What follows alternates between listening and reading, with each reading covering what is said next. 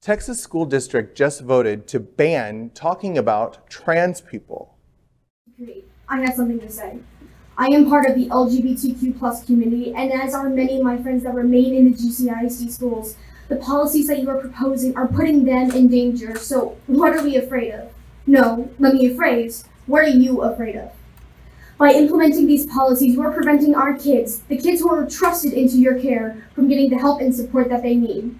Now I have a question. Are you ready to be responsible for even one child taking their life, or being made to feel that that's their only choice for them? We hear the message you're sending with these policies. We feel them every day as we walk through the doors to school. With these new policies, you will alienate them even more from getting help, so they feel that suicide is their only escape. So I ask, no, I beg of you to help these kids entrusted into your care. Help my friends. Don't tell them that they should be erased.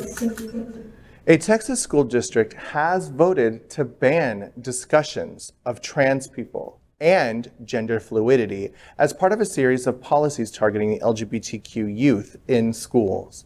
They've gone as far as to remove books from school libraries. They've also banned school books teaching critical race theory. The school district approved a policy that includes a strict review of which school library books the kids will be allowed to read. That would make it easier to challenge and remove titles that cover LGBTQ topics. Over 150 participants from the Dallas-Fort Worth region chimed in on the proposals. They either commended the district or warned of the dire consequences that these policies would have for transgender youth. Jeremy C. Young, Senior Manager of Free Expression and Education for PEN America, told Motherboard, quote, "This is absolutely a violation of the rights of transgender youth. It's also an attack on the speech rights of teachers and students regarding LGBTQ identities more broadly," end quote. Now, Evan has a high school student. How do you feel about this? It disappoints me because as time moves forward, you would expect that everything else moves forward. And every few steps that we take, we make 3 back. And it's absolutely frustrating, and I don't understand how these lawmakers can enact something so harmful. And it makes me think, if we can't talk about transgender individuals anymore, like myself, do they disappear? Are we not only that, but are we just going to not talk about gender? Mm-hmm. Does that then bring into the fact that, like, oh, okay, so he can't talk about being a boy, or this little girl can't talk about being a little girl? If you're going to stop something, stop it completely. Because now you're just picking and choosing who you want to bully, and you're bullying children. That's the platform. That's the Republican platform, is they don't believe in science. They don't, hey, we're gonna bully the LGBT community, and obviously they don't believe in education too. They don't believe in democracy. So the platform of the Republican Party is fear-mongering, don't believe in education. Obviously they're destroying our education system right here, yeah. And don't believe in votes. So there you go, race to the bottom, the Texas and Florida. It really, really, really upsets me. Here in Florida with our governor, I think you called him Ron DeSantis a second ago. DeSantis or Deaf DeSantis. Depraved DeSantis. Yeah, there's a lot of D's alliteration. Dumb DeSantis. A law he passed went into effect on July 1st here in Florida. And as a diversity, equity, and inclusion professor and or educator, it affects me. We are not allowed to discuss racism. We are not allowed to discuss LGBTQ. We are not allowed to discuss gender, etc. as people in a public platform. And if we do, we have to allow people to leave. But as educators and people teaching and opening other people's minds, not talking about racism doesn't eliminate racism. Not talking about racism doesn't mean it didn't happen. Not talking about trans people doesn't erase them either. And now what you're doing is providing and impacting stigma and shame on not only the people that are transgender in Texas, but their loved ones. What if you have a trans parent? And what if you have a trans sibling or a trans, now you can't talk about it at all? That doesn't even make sense. No, not at all.